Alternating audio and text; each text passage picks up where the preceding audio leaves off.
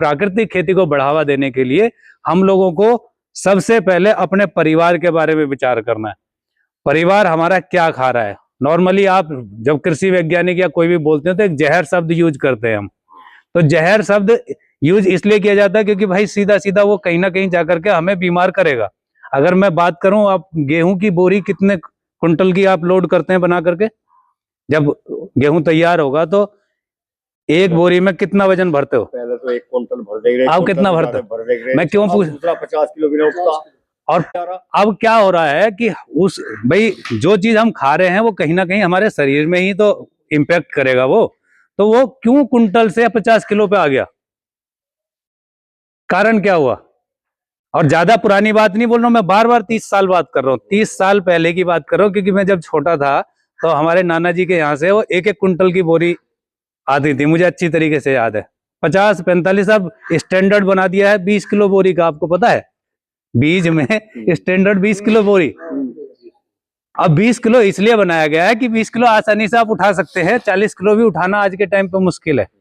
तो मेन मुद्दा यह है कि आपको सह फसलीकरण करना है। यूरिया हम किस लिए डालते हैं अपने खेतों में जी? नाइट्रोजन के लिए डालते हैं ना। अब दाल कितने लोग उगा रहे हैं? दाल नहीं उगा रहे ना। तो दाल पहले उगती थी हमारे खेतों में, और दाल ही है नाइट्रोजन का सोर्स। और दाल के जो पत्ते झड़ जाते हैं जब उसमें, तो वो कार्बन बनाते हैं। हमारे खेत में 0.5% भी कार्बन नहीं है आज के टाइम पे, इसलिए तो वो डीएपी मांग रहा है ना खेत।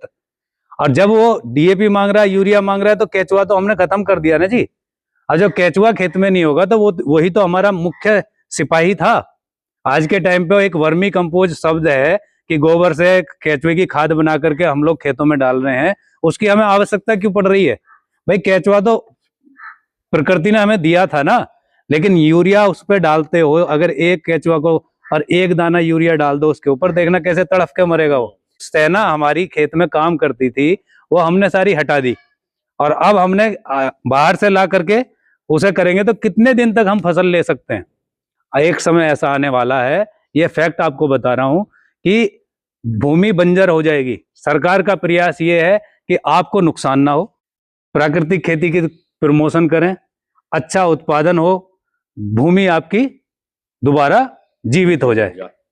अब दोबारा जीवित हो जाएगी तो आने वाली जो जनरेशन है वो शायद फिर दोबारा से 100 किलो उठाना शुरू कर दे।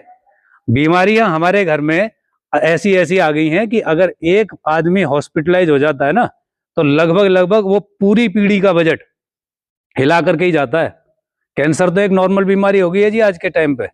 तो जो कैंसर पीड़ित जो परिवार हैं उनसे पूछ करके देखिए कि कितना पैसा वहां पर हमारा खर्च होता है, और फिर भी बच नहीं पाते। और एक तो बीमार होता है, लेकिन जो बाकी लोग सफर करते हैं उसके साथ साथ उनका भी तो थोड़ा विचार कीजिए। देखिए, इंडिविजुअल तो कोई भी नहीं कर सकता।